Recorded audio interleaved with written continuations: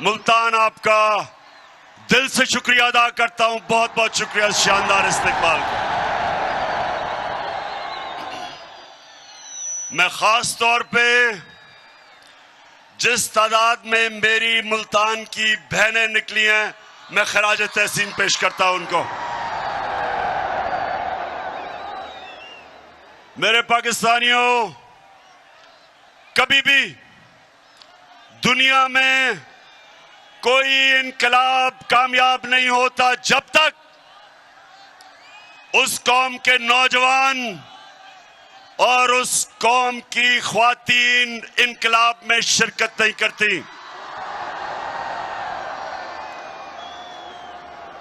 और ये जो इनकलाब, इंशाअल्लाह ये जो इनकलाब आ रहा है, मैं हमेशा दुआ करता था अल्लाह से कि अल्लाह एक दिन मेरी कौम को जगा दे और उसको उसमें इतनी शऊर पैदा कर दे और इतना उस कौम को बेदार कर दे कि वो कभी किसी माफिया के सामने, चोर और डाकुओं के सामने या किसी सुपर पावर के सामने अपना सर झुकाएं। तो अल्लाह ने मेरी दुआ पूरी कर दी इस उम्र में। मैं अपने अल्लाह का शुक्र अदा करता हूं। मैं जब यहां आ रहा था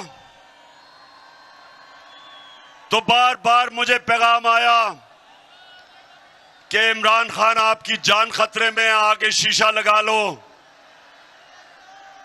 मैं आज अपने पाकिस्तानियों को और खास तौर पे नौजवानों को कहना चाहता हूं, मेरे नौजवानों, बड़ी गौर से आपने मेरी बात सुननी है।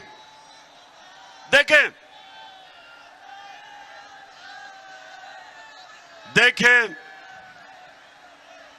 कुरान की एक आयत है, अल्लाह कहता है जो लोग ईमान ले आए अल्लाह उनके खौफ दूर कर देता है। मेरे पाकिस्तानियों, ये याद रखें और मैं अपने नौजवानों को खास तौर पे कहना चाहता हूं, खौफ, मरने का खौफ, जिल्लत का खौफ, अपनी रिस्क या नौकरी जाने का खौफ, ये एक बड़े इंसान को एक छोटा सा इंसान बना देता है। जिसने भी आज तक दुनिया में कोई बड़े काम किए, और पाकिस्तानियों आपने बड़े बड़े काम करने अभी, तो अपने ज़हन में डाल लें कि जब तक आप इस खौफ के बुत को तोड़ेंगे नहीं, आप इसको एक अजीम कौम नहीं बना सकते। मेरे नबी सल्लल्लाहु अलैहि वसल्लम ने मदीना में क्या किया? लोगों को आजाद कर दिया, खौफ से आजाद कर दिया, पैसे की लालच से आजाद कर दिया, मैं की पूजा करने वालों को बड़े इंसान बना के बड़ी सोच दे दी थी। और वही लोग जिनकी हैसियत नहीं थी, दुनिया की उन्होंने इमामत की। मुल्तान, ये गौर से सुन लो, आज तक कोई बड़ा बिजनेसमैन नहीं बना जो नुकसान से डरता हो। आज का किसी फौजी ने बड़े तगमे नहीं लिए जो मौत से डरता हो। क्रिकेटर भी, जो क्रिकेटर हारने से डरता है उसे जीतना नहीं आता। जिस बैट्समैन को तेज बॉलर से गेंद लगने का खौफ होता है वो बड़ा बैट्समैन नहीं बनता। जिस दुनिया के पहले इंसान ने दुनिया के सबसे बड़े पहाड़ के ऊपर चढ़ा था, माउंट एवरेस्ट के ऊपर, जब एक एडमंड हिलरी चला था, तो उससे पहले जिन्होंने भी कोशिश की थी उस पहाड़ पे चढ़ने की, या वो मर गए थे और या वो फेल हो गए थे। तो जब पहले इंसान ने सबसे ऊंचे पहाड़ पे चढ़ा तो अपने खौफ के ऊपर काबू पाया। तो मैं आज अपनी कौम को कहना चाहता हूं कि ये जो हमें करप्ट और बुज़दिल हुक्मरानों ने खौफ दिलवाया हुआ है कि जब तक आप अमेरिका के जूते पॉलिश नहीं करेंगे आप आगे नहीं बढ़ सकते।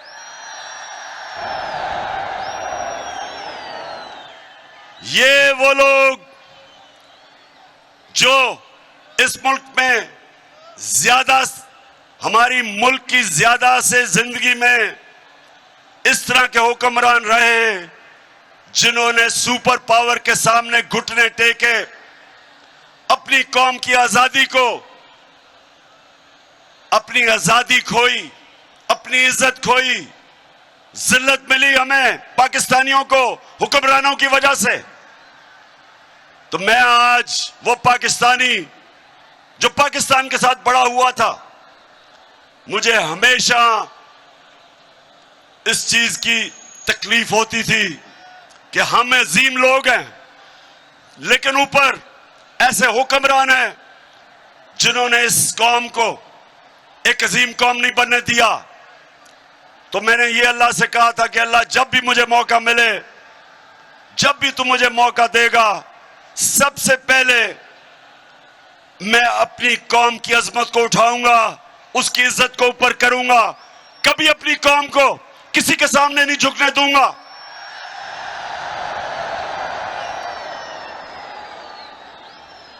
और पाकिस्तानियों, इसीलिए यह साजिश की गई। साजिश की किसने? 30 साल से जो इस मुल्क को लूट रहे थे, जिनके ऊपर करप्शन के केसेस थे, जिन्होंने पूरी कोशिश की मेरे से कि मैं उनको NRO दे दूं, यानी कि जनरल मुशर्रफ की तरह उनके करप्शन केसेस खत्म कर दूं। पूरी कोशिश की, कभी लॉन्ग मार्च, हर किस्म की ब्लैकमेल, असेंबली में बुरा भला, मीडिया के ऊपर बुरा भला, जातियात, घटिया किस्म की जबान, हर बार कि जी कल गया तो परसों गया। सिर्फ एक मकसद था इनका कि मैं इनके करप्शन के केसेस माफ कर दूं।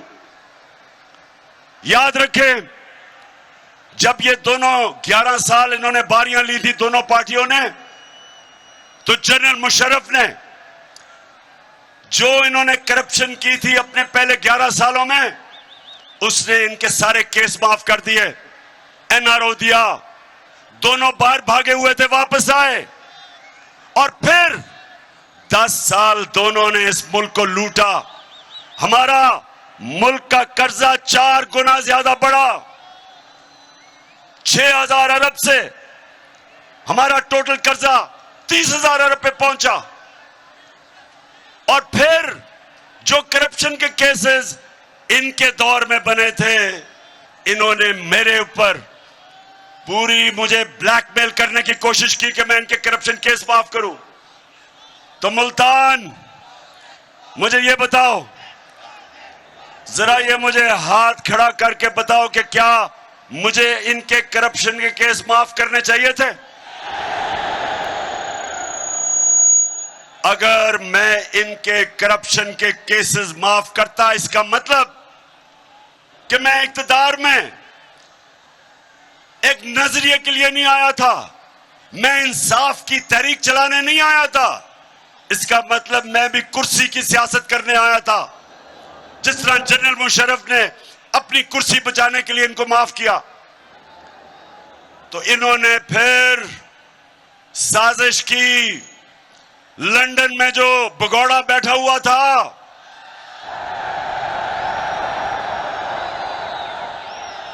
वैसे नून लीग वालों मुझे एक जवाब दे दो। कभी नून लीग वालों अगर सुन रहे हो, मुझे इसका जवाब दो। मुझे अभी तक समझ नहीं आ रही कि कभी भी कोई इंसानी माशरा कभी गीदड़ को भी लीडर मानता है?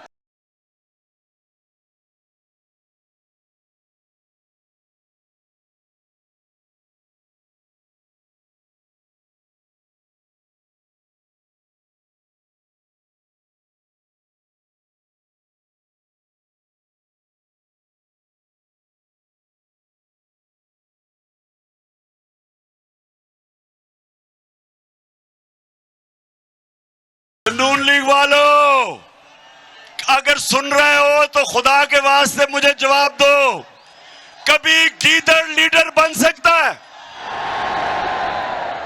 पहले मुशर्रफ का दौर, मुशर्रफ ने जब इसको जेल में डाला तो आसिफ जरदारी ने कहा कि अटक जेल में। अब ये आसिफ जरदारी इत्तेहादी है, इसकी स्टेटमेंट थी कि अटक में जो जेल में नवाज शरीफ था वहां टिश्यू पेपर खत्म हो गए इसके आंसुओं से, रो रो के मिन्नतें करी कि मुझे बाहर भेज दो।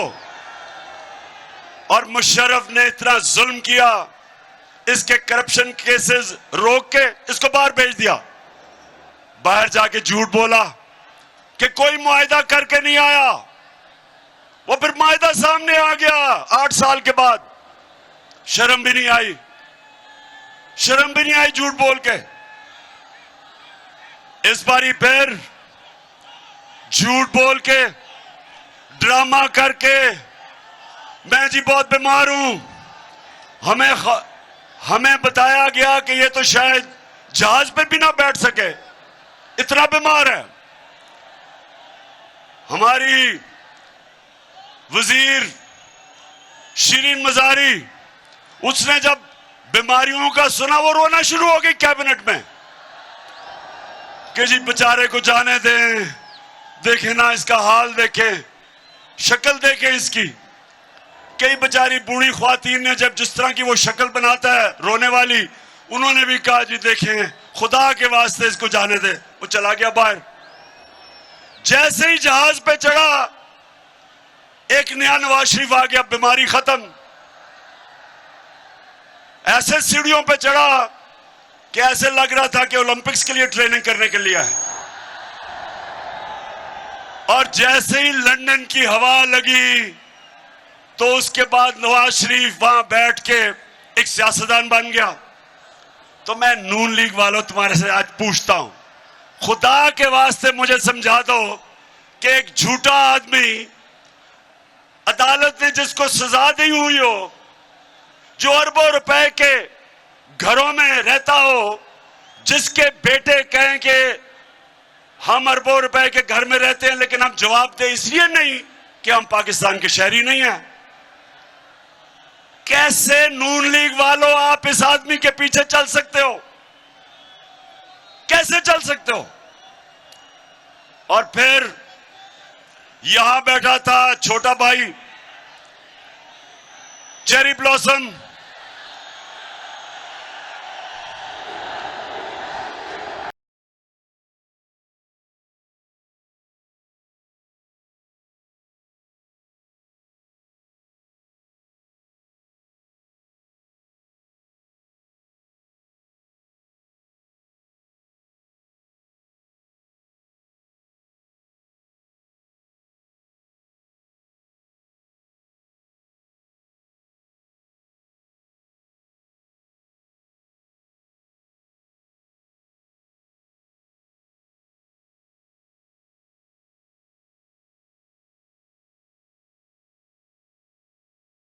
तो छोटा भाई लाहौर हाई कोर्ट में गया और कहता कि मैं गारंटी करता हूं एफिडेविट पे कि ये वापस आ जाएगा। शहबाज शरीफ तुम्हें तो उसी को पर सजा देनी चाहिए। अदालत में आपने झूठा एफिडेविट दिया, फिर ये यहां बैठा, उसने उधर से साजिश की, साथ मिल गया आसिफ जरदारी, ऊपर से जो आप सब जानते हैं कौन मिला इनके साथ, और कौन?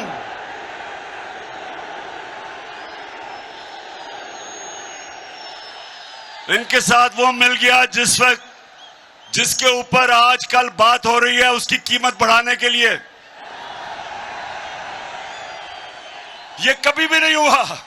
ये जरा सुने, ये कभी भी नहीं हुआ कि ये इतनी डरपोक हुकूमत है, डर रहे हैं कि फजल रहमान की कीमत बढ़ाई जाए और पेट्रोल की, इतने डरे हुए हैं कि कहते हैं नेशनल सिक्योरिटी काउंसिल की मीटिंग बुलाओ ताकि वो फौज पे पड़े कीमत बढ़ाने पे।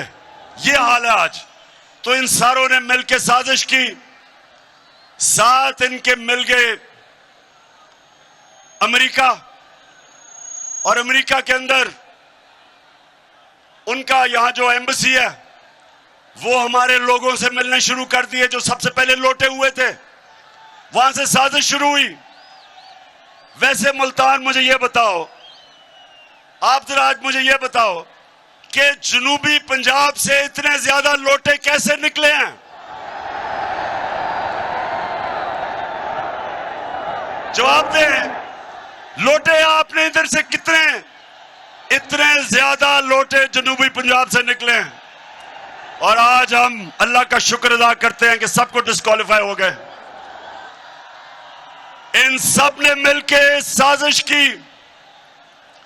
8 मार्च को एक अमेरिकी under secretary of state, Donald लू उसका नाम था, पाकिस्तानी एम्बेसडर को बुलाता है और उसको कहता है कि अगर तुमने इमरान खान को अदम एतमाद में ना शिकस्त दी तो पाकिस्तान के ऊपर मुश्किल वक्त आ जाएगा। धमकी दी और कहता कि अगर इमरान खान को आपने हटा दिया तो आपको माफ कर दिया जाएगा। मेरे मुल्तान के लोगों, क्या आपको अमेरिकनों से माफी की जरूरत है?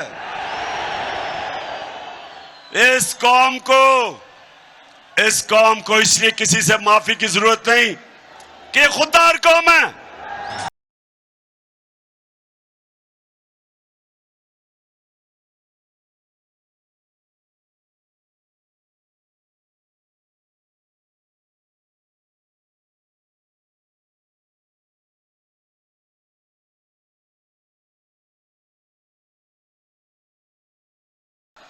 लेकिन जो इस मुल्क में हमारी बदकिस्मती से अशरफिया है, वो डर गए और उन्होंने पूरी शिरकत की। इस मुल्क की एलीट ने एक 22 करोड़ के मुंतखब किए हुए प्राइम मिनिस्टर को इन्होंने सबने मिलकर साजिश से हटाया और इन सब ने यह समझा कि अब तहरीक इंसाफ और इमरान खान की कब्र खुद गई है और अब इस पार्टी को अल्लाह हाफिज कह दो।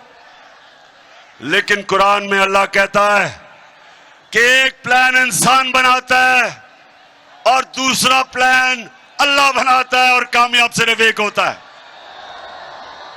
मेरे अल्लाह का प्लान ही कुछ और था।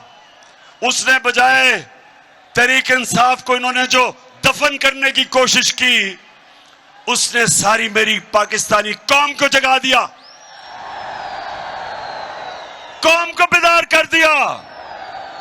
और वो पाकिस्तानियों, आप जो शिरकत कर रहे हैं, ये आज याद रख लें कि ये पाकिस्तान की तारीख का सबसे बड़ा इनकलाब आ रहा है। अब ये जो माफियाज बैठे हुए ऊपर 30 साल से इस मुल्क को लूट रहे थे, 30 साल से जो कब्जा करके बैठे हुए हैं, अब इनकी कब्रें खुद रही हैं। इनका वक्त है कि हमेशा के लिए इस मुल्क की सियासत में जो 2 खानदानों ने, बल्कि और भी डीजल के भी खानदान ने जिन्होंने कब्जा किया हुआ था, इन सब का वक्त खत्म हो गया। ये कौम आज जाग उठी है, कौम जाग गई है और इंशाअल्लाह इस्लामाबाद में ये जो अवाम का समुंदर आने वाला है, मुल्तान आप तैयार हो इस्लामाबाद के लिए?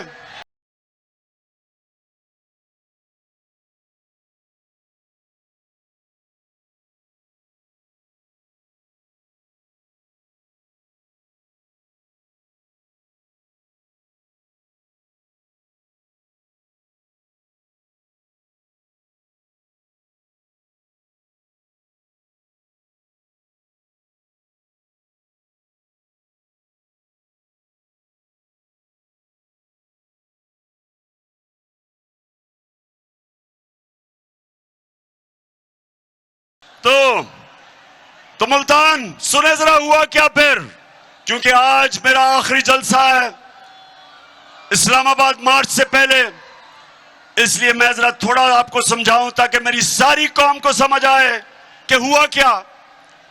प्लान इन्होंने कुछ और बनाया था, अल्लाह ने कुछ और कर दिया।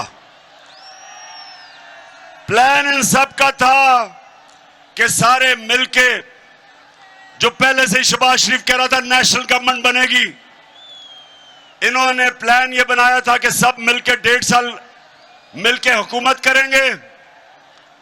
इलेक्शन कमीशन को, पहले ही इलेक्शन कमीशन इनके साथ है, उसको बिल्कुल अंपायरों को अपने साथ मिला के सरकारी जितने भी नौकर हैं,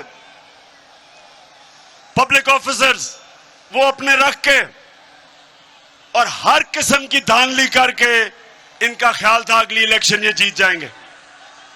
लेकिन अब मुल्तान, अब क्या होगा?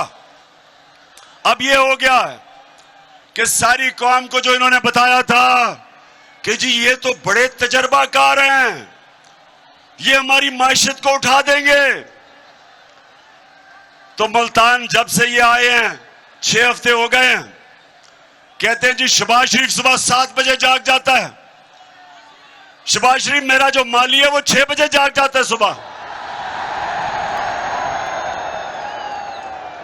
7 बजे जागने से क्या फर्क पड़ता है? रुपए डॉलर 200 रुपए पे पहुंच गया, स्टॉक मार्केट गिर गई है, हर चीज महंगी। और जब से हमजा शरीफ पहुंचा है तो मुर्गियां भी तो दुगनी कीमत हो गई है मुर्गियों की। सो इन्होंने अब पता चला है कि तजर्बा किस चीज का है। इनका सारा तजर्बा करप्शन का है। ये जब आते हैं अपना पैसा बनना शुरू हो जाता है, मुल्क मकरूज हो जाता है। अब ये जो आप सामने आए हैं, मैं अब इनसे सवाल पूछता हूं कि बड़ा जोर लगाया था और साजिश करके पिछले 1 साल से लगे हुए थे साजिश करनी।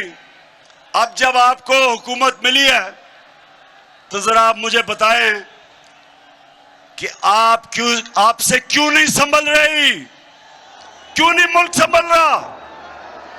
कभी वो लंदन भागते हैं, उधर वो बैठा हुआ है एक सजा याफ्ता, वो मुल्क के फैसले कर रहा है।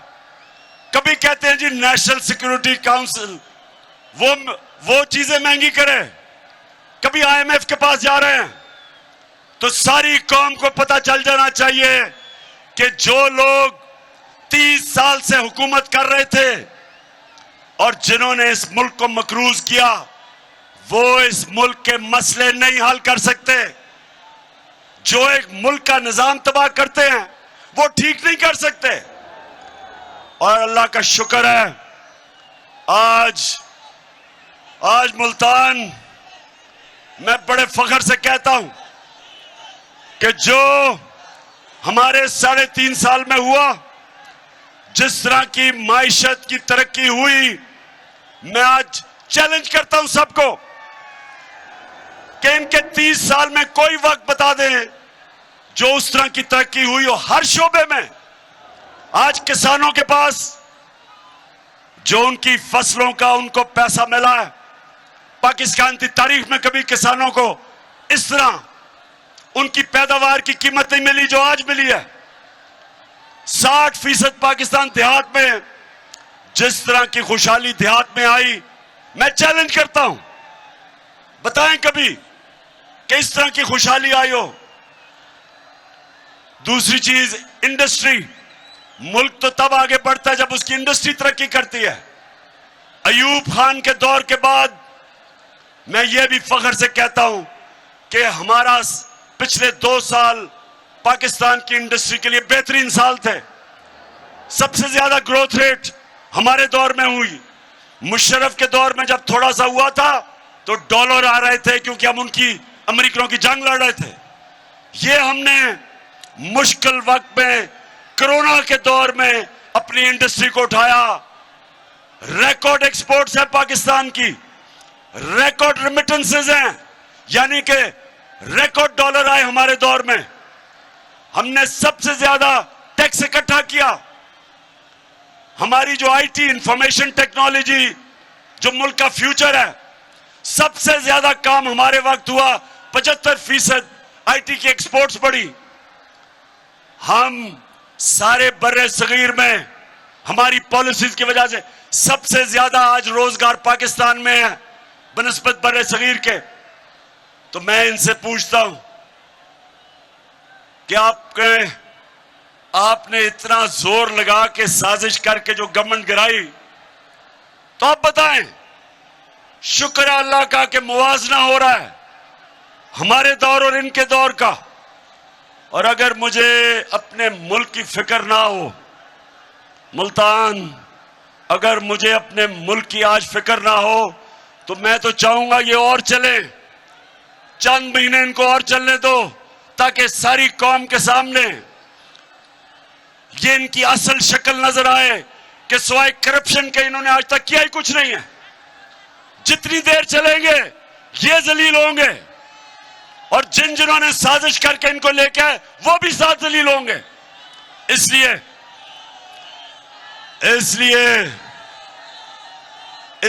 इनको चलने तो देना चाहिए, लेकिन मुल्क का दिवालिया निकल रहा है जिस तरह रुपया गिर रहा है। और अभी रुपए गिरने की वजह से जो महंगाई आने वाली है, सारी चीजें महंगी होने वाली हैं, क्योंकि जब रुपया गिरता है सारी जो चीजें आप इंपोर्ट करते हैं सब महंगी हो जाती है, जिसमें तेल, बिजली, घी, जो चीजें, दालें जो बाहर से आप मंगवाते हैं वो महंगी होने वाली है। तो हमें तो अगर हम सियासत का सोच रहे हैं तो हम तो चाहिए चले, लेकिन हम पाकिस्तान का सोच रहे हैं और हमें पता है कि जितनी देर ये चलेंगे ये मुल्क को उधर धकेल देंगे जिधर यहां वो श्रीलंका वाला हाल होगा। आज श्रीलंका में देखें क्या हाल है, उधर लेके जा रहे हैं। इसलिए आज मैं यहां मुल्तान से डिमांड करता हूं कि जल्दी से जल्दी इलेक्शन की डेट दो और असेंबलियों को डिसॉल्व करो।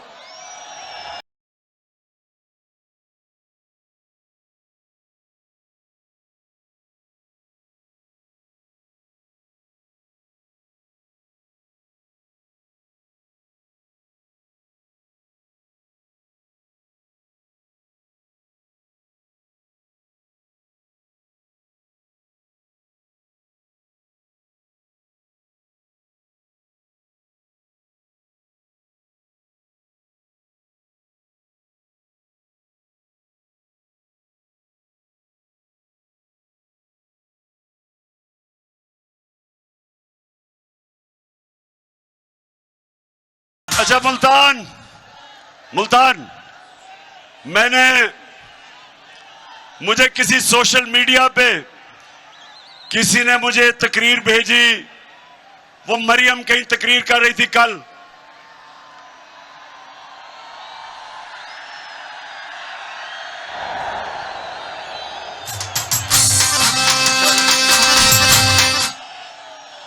अब उस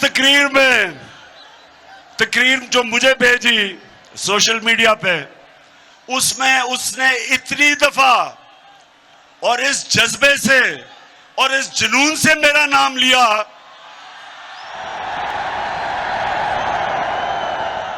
कि मैं उसको ये कहना चाहता हूं, मरियम देखो, थोड़ा ध्यान करो, तुम्हारा खामद ही नाराज ना हो जाए जिस तरह तुम ये बार बार मेरा नाम ले।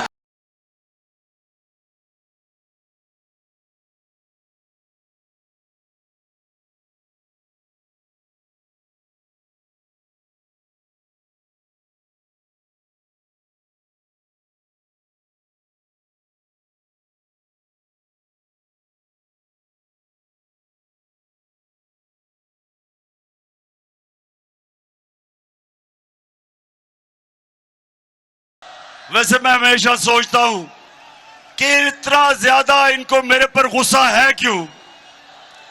मरियम को, इसके भाइयों को, इसके वालिद को, इसके चाचा को, उनके बेटों को, मैंने इनका क्या बिगाड़ा है। केसेस तो इनके सारे पुराने बने हुए हैं। हमारे आने से पहले सारे इनके ऊपर करप्शन के केसेस बने हुए हैं। केसेस तो इनके दौर के बने हुए हैं। नवाज शरीफ के और मरियम के जो दो भाई और उसके बेटे, वो तो इनके दौर में दुम दबा के भागे थे। इसहाक डार जो इनका मुंशी, वो इनके दौर में भागा था। उसके बेटे इनके दौर के बाहर गए थे। शहबाज शरीफ का दामाद, जब करप्शन का केस उस पे हुआ, वो इनके दौर में बाहर भागा था। तो स्वाय शहबाज शरीफ के मकसूद चपड़ासी केस के, बाकी तो सारे पुराने केस हैं। तो मेरे से गिला किस चीज का कि मैं आपके केस नहीं माफ करता? क्या मैं आपको कानून के नीचे लाने की कोशिश कर रहा हूं? क्या मैं आपको यह समझाने की कोशिश कर रहा हूं कि किसी भी महज़ब माशरे में सारों के लिए एक कानून होता है? पर मुल्तान के लोगों, मैं बार बार एक हदीस सुनाता हूं आपको, ये सब, और नौजवानों ये सब अपने ज़हन में डाल लो कि हमारे नबी सल्लल्लाहु अलैहि वसल्लम ने कहा था कि जो कौम छोटे चोरों को जेलों में डालती है और बड़े डाकुओं को नहीं पकड़ती, वो तबाह हो जाती है। दुनिया में जो कौम गरीब है, जो भी गरीब कौमें हैं दुनिया में, जिधर गुर्बत है, वहां सारों में एक चीज है, सिर्फ वहां छोटे चोर जेलों में जाते हैं।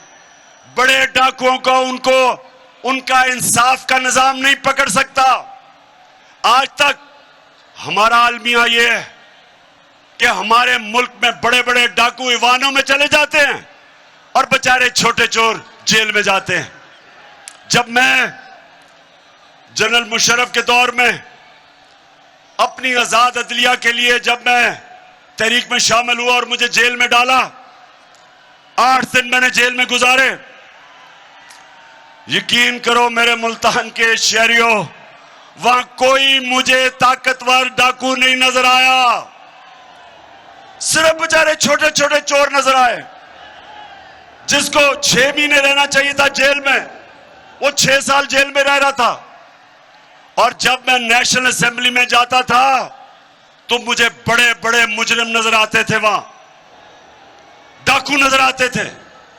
और यह वजह है कि एक स्विट्जरलैंड जैसा मुल्क जिसके पास कोई वसाइल नहीं है, दुनिया का अमीर तरीन मुल्क है, क्योंकि उस स्विट्जरलैंड की खासियत यह है कि ताकतवर से ताकतवर डाकू, उनका इंसाफ का निजाम उनको जेलों में डालता है और तब एक माशरा ऊपर जाता है। मेरे नबी ने कहा था कि मेरी बेटी भी अगर जुर्म करेगी उसको सजा मिलेगी, कानून से ऊपर कोई नहीं। ये हमारा अलमिया है कि सोचे कि शहबाज शरीफ और इसके बेटे को सजा होनी थी। 24 अरब रुपए के FIA के केसेस, 16 अरब रुपए नौकरों के नाम पे, 16 अरब रुपया, 1 अरब में 100 करोड़ रुपया, 16 अरब रुपए नौकरों के नाम पे लिया। एक मकसूद चपड़ासी जिसकी 15,000 रुपया तनख्वाह, 4.25 अरब रुपया उसके अकाउंट में आता है और वो पकड़ा जाना था, उसको सजा होनी थी। जब सजा होनी थी तो तभी जिन्होंने साजिश की उन्होंने पकड़ के उसको मुल्क का वजीर आजम बना दिया और वो छोटे को पंजाब का चीफ मिनिस्टर बना दिया। अब मुझे ये बता, मुल्तान के लोगों, मुझे ये बताओ कि क्या अल्लाह की बरकत उस मुल्क पे आ सकती है जिसमें बेचारे गरीब लोग, बेरोजगारी है, महंगाई है, बच्चे भूखे हैं, वो बेचारे मोटरसाइकिल चोरी करता है, साइकिल करता है, भैंस करता है, वो तो जेल में चला जाता है। तो जो अरबों रुपया मुल्क का चोरी करता है, अरबों रुपया चोरी करता है, उसको मुल्क का प्राइम मिनिस्टर और उसके बेटे को चीफ मिनिस्टर, वो मुल्क का कोई मुस्तकबिल नहीं है। इसलिए मैं आपके पास आया हूं। इसलिए आपने इस्लामाबाद निकलना है मेरे साथ। इसलिए हमने इनको शिकस्त देनी है ताकि हम अपने मुल्क को उठाएं, इस कौम को वो मुकाम दें जो इसको मिलना चाहिए था। तो मुल्तान के लोगों, आज मेरी आखिरी जलसा है। इस्लामाबाद हकीकी आजादी मार्च से पहले मैं आज आप सबको तैयार करने आया हूं कि अगर हमारी कौम अब नहीं निकलेगी तो दो गुलामियां करेंगे हम। एक गुलामी अमेरिका की, क्योंकि ये अमेरिका के गुलाम हैं।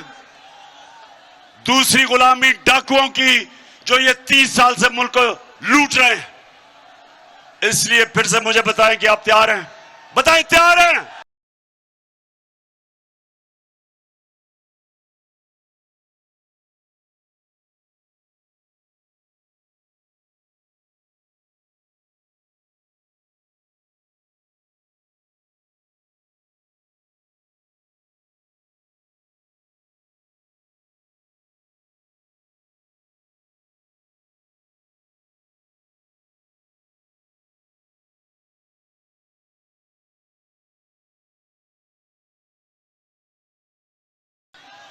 तो मैं मुल्तान, मुझे पता है गर्मी है, और मुल्तान में तो अल्लाह का गर्मी का खास ही करम है।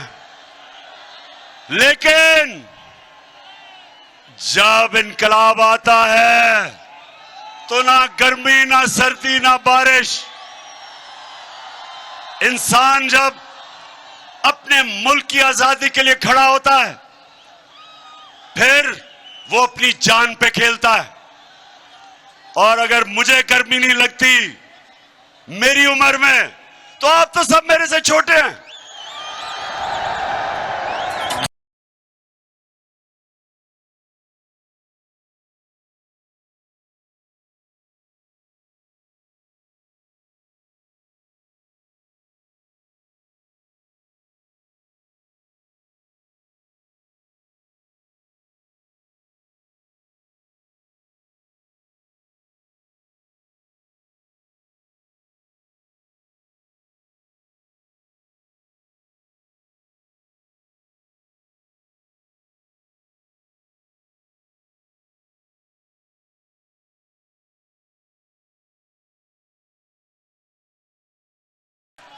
मैंने जब मैं हटा प्राइम मिनिस्टर बन के, तो तब मैंने फैसला किया था कि मैं तो अब निकलूंगा सड़कों पे। और मैंने सोचा था कि चाहे मुझे अकेला भी निकलना पड़े तो मैं निकलूंगा, क्योंकि मैं अपने अल्लाह को, मैं जब भी अपने अल्लाह के पास जाऊंगा तो मैं उसे कहूंगा कि अल्लाह, मैंने अपने मुल्क के लिए पूरी कोशिश की, लेकिन मुझे तब अंदाजा नहीं था कि सारी मेरी कौम खड़ी हो जाएगी मेरे साथ।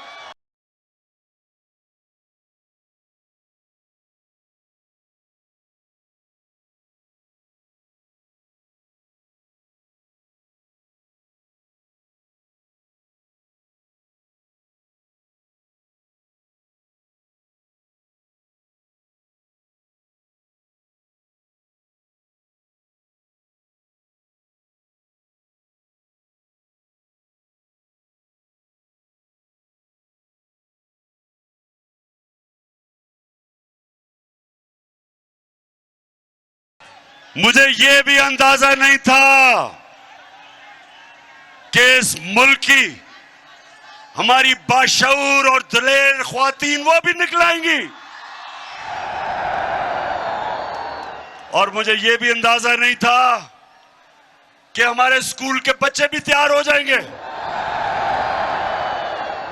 और फिर हर शोबे से, हर जगह से मुझे मेरी कौम के लोगों ने कहा कि हम तुम्हारे साथ निकलेंगे। पुलिस वालों ने उन्होंने कहा जी हमारी ड्यूटी है, लेकिन फिक्र ना करें, हमारे घर वाले सारे आ रहे हैं।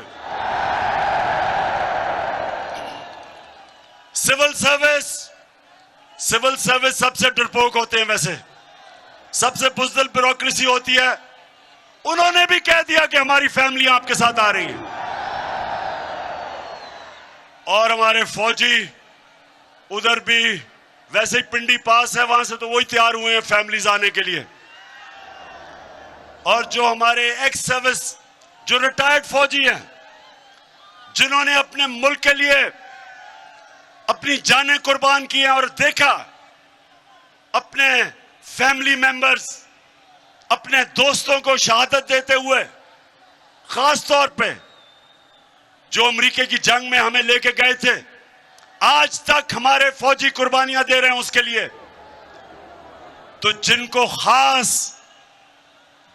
खास एहसास है और जिनको पता है कि आजादी कितनी जरूरी है कौम के लिए, गुलाम कौम की कोई कदर नहीं करता, सिर्फ आजाद कौम की इज्जत होती है। तो जो है हमारे रिटायर्ड फौजी, वो भी सारे तैयार हैं, वो भी आ रहे हैं। और इंशाअल्लाह इस्लामाबाद में जो मैं देख रहा हूं अवाम का समुंदर, वो पाकिस्तान तो छोड़े, मैं समझता हूं दुनिया में कभी इतना बड़ा समुंदर नहीं लोग देखेंगे इंशाअल्लाह।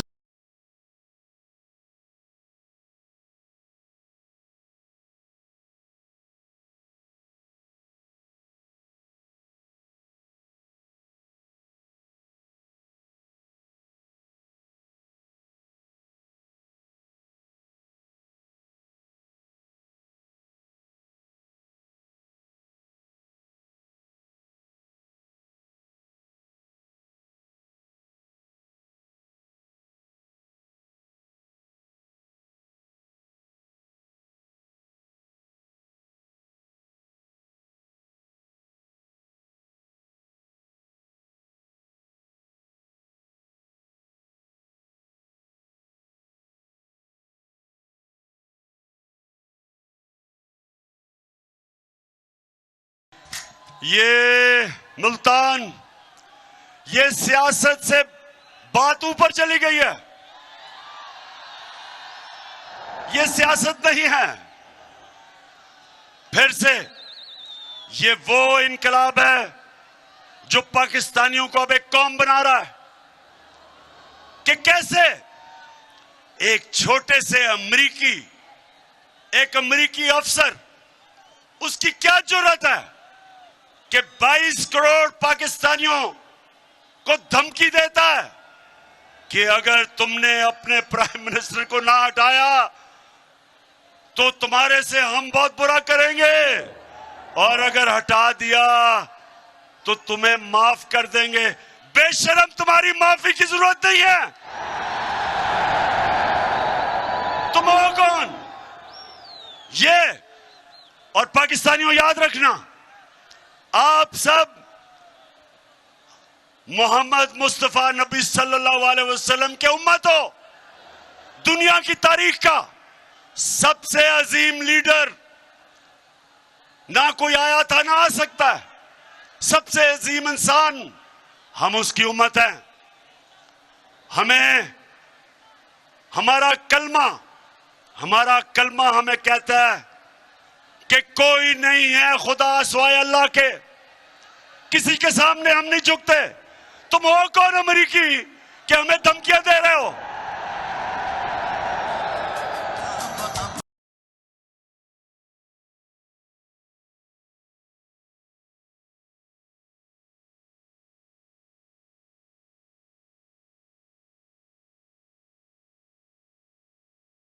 हमें कहते हो कि जी रूस से तुम गंदम नहीं ले सकते, तुम रूस से तेल नहीं ले सकते, जबकि वो 30% कम पे हमें दे रहे हैं।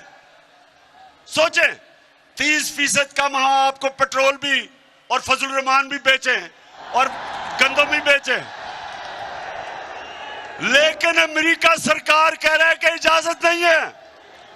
लेकिन हिंदुस्तान, ये सुने, हिंदुस्तान अमेरिका का स्ट्रेटेजिक एलाय है। हिंदुस्तान को उन्होंने कहा जी रूस से तेल ना खरीदो। हिंदुस्तान ने क्या जवाब दिया? हिंदुस्तान ने कहा हम एक आजाद मुल्क हैं, हम रूस से तेल लेंगे क्योंकि हमारे मुल्क में गुर्बत है। हम अपनी अवाम के लिए पॉलिसियां बनाते हैं, अमरीकी तुम्हारे लिए नहीं बनाते। हमारे साथ हिंदुस्तान आजाद हुआ था और उनको देखें गैरतमंद फॉरेन पॉलिसी, और हमें देखें कि हमारे पास कौन आया है, चेरी ब्लॉसम बूट पॉलिश। वो तो बूट देखता पॉलिश करता है, वो अमरीकी देखता है तो उसकी कान पे टांगनी शुरू हो जाती है। ये हमारी किस्मत में बैठे हुए हैं, जुर्रत नहीं है इनकी कि पॉलिसी बनाएं अपनी अवाम के लिए। मैंने उनको वाजे कहा, मैंने कहा देखो हम दोस्ती सबसे करेंगे, हम कोई किसी से दुश्मनी नहीं चाहते, हम दोस्ती चाहते हैं, लेकिन हम गुलामी किसी की नहीं करेंगे। आपकी जंग में शिरकत करके, अमेरिका की जंग में शिरकत करके 80,000 पाकिस्तानियों की हमने कुर्बानी दी। आपने हमारा शुक्रिया भी किया, आपने यह भी कहा कि शुक्रिया पाकिस्तान, हमारी जंग में आपने अपने लोगों को कुर्बान किया। एक दफा नहीं कहा शुक्रिया हमारे। और खास तौर पे मैं आज कहना चाहता हूं, क्योंकि मैं कबायली इलाके को सबसे बेहतरीन आपसे जानता हूं। कबायली इलाका हमारा उजड़ गया, 35 लाख लोगों ने नकल मकानी की, उनके कितने लोग शहीद हुए आपको अंदाजा भी नहीं। ड्रोन अटैक्स हो रहे हैं, उधर से बीच में फंसे हुए हैं बेचारे लोग। सारा हमारा कबायली इलाके के लोग, कोई कराची भाग रहा है, कोई नकल मकानी कर रहा है। स्वात में 40 लाख लोग स्वात से निकले। कोई मुझे बताए क्यों? हमने क्या गलती की थी? क्या हमारा क्या कसूर था कि हमारे 80,000 लोग, हमारे 6,500 फौजियों ने कुर्बानियां दी? तो क्या हमारी गलती थी? हमारी किससे लड़ाई थी? सिर्फ हमारी यह गलती थी कि हमारा जो उस वक्त का सरबराह था, जब उसको धमकी मिली तो उसमें इतनी दिलेरी नहीं थी कि अपने लोगों के लिए खड़ा होता। उसने घुटने टेक दिए और पाकिस्तान को नुकसान करवाया। इसलिए जब उन्होंने मेरे से कहा कि जनाब हमें अफगानिस्तान के लिए यहां बेसिस चाहिए, जब इंटरव्यूअर ने मेरे से पूछा तो मैंने इसलिए उसको एब्सोल्युटली नॉट इसलिए कहा।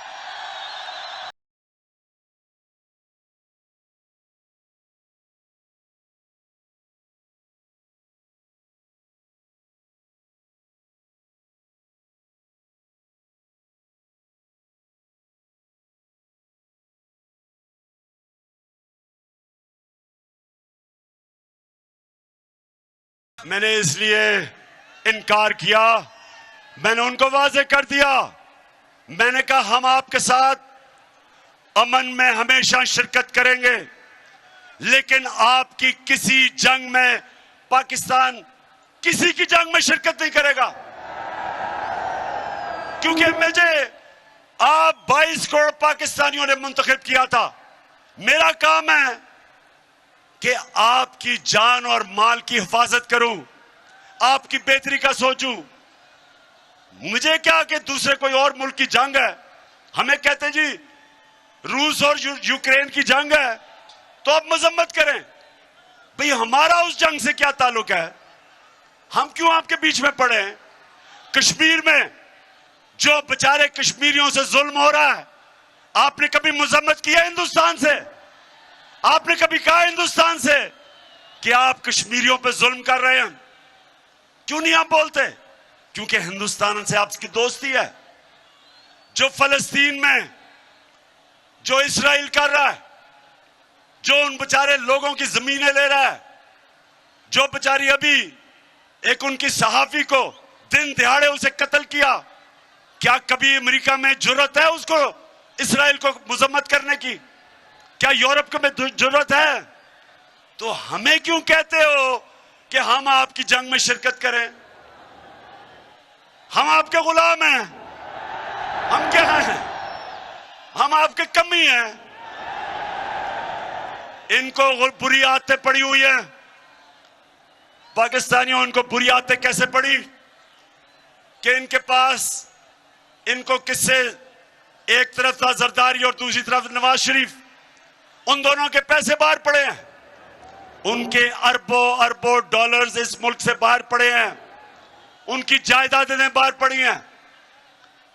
उनको पता है कि जिस वक्त उन्होंने इनको नाराज किया तो इनकी जायदादें वो जब्त कर देंगे। जिस तरह आज वो रूसियों की जायदादें और पैसा जब्त कर रहे हैं, डरे हुए हैं। ये पैसे की पूजा करने वाले, ये पैसे के गुलाम, उसकी वजह से ये उनके गुलाम हैं। 400 ड्रोन अटैक हुए पाकिस्तान में। पाकिस्तानियों, ये याद रखो, ये दुनिया की तारीख में इसकी कोई और मिसाल नहीं मिलती कि जंग अमेरिकियों के लिए लड़ रहे हैं और वो पाकिस्तान के ऊपर ड्रोन अटैक कर रहे हैं। 400 ड्रोन अटैक नवाज शरीफ और जरदारी के दौर में। एक दफा इन दोनों बेशर्मों ने एक दफा मजम्मत नहीं की। एक दफा इनमें जुर्रत नहीं थी उनको कहने के लिए कि क्या आप अपने मुल्क में दहशतगर्दों के ऊपर ड्रोन अटैक करेंगे? क्या आप किसी और यूरोपियन मुल्क में ड्रोन अटैक करेंगे? क्या इनमें यह जुर्रत थी बरतानिया से पूछने के लिए कि इस मुल्क का सबसे बड़ा दहशतगर्द अल्ताफ हुसैन लंदन में रहता है, अगर हम उसके ऊपर ड्रोन अटैक करें इजाजत देंगे? नहीं देंगे। वो कहेंगे हमारी अदालतों में आओ, साबित करो कि ये वाकई दहशतगर्द है। जब तक आप नहीं करोगे अदालतों में तो हम आपको कुछ इजाजत नहीं देंगे। हम बल्कि उसको जेल में भी नहीं डालेंगे। तो हमारे मुल्क में 400 ड्रोन अटैक, जब ऊपर से बम फटता था 4000 मील दूर बैठ के कंप्यूटर के ऊपर बटन दबता था और हमारे कबाली इलाके में लोग मर जाते थे। कभी किसी ने पूछा कि क्या वाकई नीचे दहशतगर्द थे? अपने मुल्क में तो कहते हो अदालतों में जाओ, हमारे मुल्क में खुद ही फैसला करते हो कौन दहशतगर्द है, खुद ही कत्ल कर देते हो। सारे इंसानी हकूक के खिलाफ, इंटरनेशनल लॉ के खिलाफ, हर किस्म कानून के खिलाफ आप हमारे लोगों को कत्ल कर रहे थे। और दो मुल्क के सरबराह एक दफा इनके मुंह से यह नहीं निकला कि जी ये आप अगर और दुनिया में किसी मुल्क में नहीं करते तो हमारे मुल्क में क्यों कर रहे हो? हम तो आपकी जंग लड़ रहे हैं। और जो लोग मरते थे ड्रोन अटैक्स पे, वो पाकिस्तानी फौज पे बदला लेते थे, हमारे पे लेते थे। इसलिए मेरे पाकिस्तानियों, हमने इन चोरों को और अमेरिकन के गुलामों को इस मुल्क की किसी सूरत इस मुल्क के सरबराह नहीं रहने देना।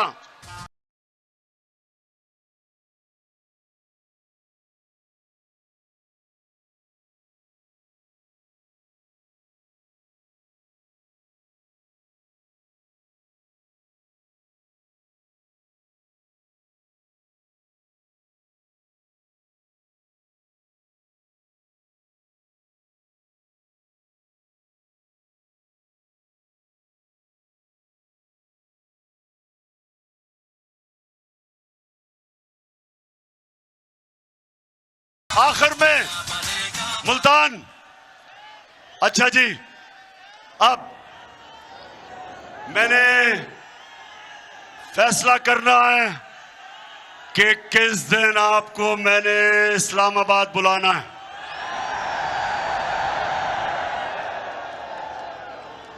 वैसे फिर से बता दे, घबराना तो नहीं है, गर्मी तो नहीं, जज्बा जुनून है। तो सुने, हमने क्योंकि आज कोई नई डेवलपमेंट हुई है, लोटों को डिस्क्वालीफाई कर दिया गया।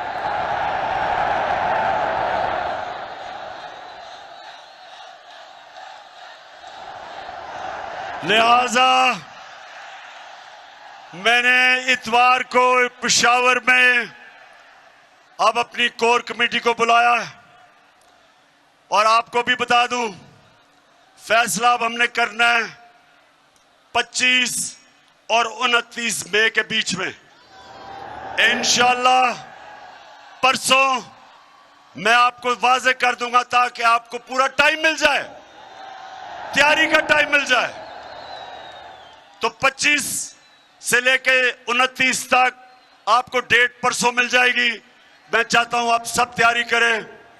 ख्वातीन आपने अलहदा तैयारी करनी है, नौजवानों अलहदा करनी है, मुल्तान के लोगों अलहदा करनी है। और इंशाल्लाह अवाम का समुंदर जब आएगा तो हमने सिर्फ एक चीज उनसे मांगनी है, एक चीज मांगनी है, असेंबली जिस दिन कब डिसॉल्व होगी और इलेक्शन कब अनाउंस करेंगे। मुल्तान की मैं सारी अपने member of parliament, MPs, MNAs, सारे जितने मेरे ऑर्गेनाइजर्स, मैं आज सबको, आपको भी, मैंने आप सबको आज खराज तहसीन पेश करता हूं कि मैंने इतना बड़ा जलसा मैंने कभी मुल्तान की तारीख में नहीं देखा। मुबारक हो आपको।